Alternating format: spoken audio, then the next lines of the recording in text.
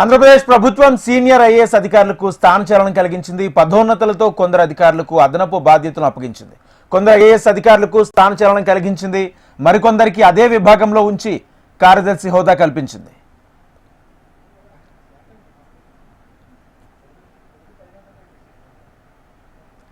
తిరుమల తిరుపతి దేవస్థానంలో ఈవోగా ఉన్న శ్యామలరావును సాధారణ పరిపాలన రాజకీయ విభాగ ముఖ్య కార్యదర్శిగా పోస్టింగ్ ఇచ్చారు. తిరుమల తిరుపతి దేవస్థాన ఈవోగా గతంలో పనిచేసి పోస్టింగ్ కోసం ఎదురు చూస్తున్న అనిల్ కుమార్ సింఘాల్ను మళ్లీ టీటీడీ ఈవోగా నియమించారు. కటవీ పర్యావరణ శాఖ ప్రత్యేక ప్రధాన కార్యదర్శి అనంతరామును గవర్నర్ కార్యాలయంలో వ్యవస్థాపక అధికారిగా నియమించారు. గవర్నర్ కార్యదర్శిగా పనిచేస్తున్న డాక్టర్ ఎం హరిజవహర్ను దేవాదాయ శాఖ రెవెన్యూ విభాగ వ్యవస్థాపక అధికారిగా నియమించారు. వైద్యారోగ్య శాఖ ప్రభుత్వ ప్రత్యేక కార్యదర్శిగా పనిచేస్తున్న ఎంటీ కృష్ణబాబును రోడ్లు, భవనాలు, మౌలిక సదుపాయాలు, పెట్టుబడుల విభాగానికి ప్రభుత్వ ప్రత్యేక ప్రధాన కార్యదర్శిగా నియమించారు.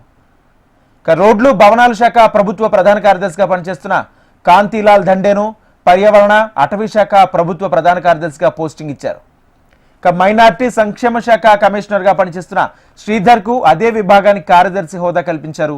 కమిషనర్గా అదనపు బాధ్యతను అప్పగించారు. పౌర సరఫరాల విభాగ కమిషనర్ సౌరభ్ గౌర్ను వైద్యారోగ్య శాఖ కుటుంబ సంక్షేమ కార్యదర్శి హోదా కల్పించి బదిలీ చేశారు.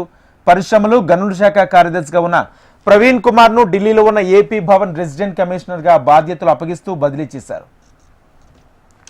కార్మిక శాఖ కమిషనర్గా పనిచేస్తున్న శేషగిరి బాబుకు కార్మిక, పరిశ్రమలు, బీమా విభాగ కార్యదర్శి హోదా కల్పించారు. ప్రభుత్వ సాధారణ పరిపాలన రాజకీయ విభాగ ముఖ్య కార్యదర్శిగా పనిచేస్తున్న ముఖేష్ మీనాను రెవెన్యూ శాఖలో ఎక్సైజ్ విభాగ ముఖ్య కార్యదర్శిగా నియమించారు.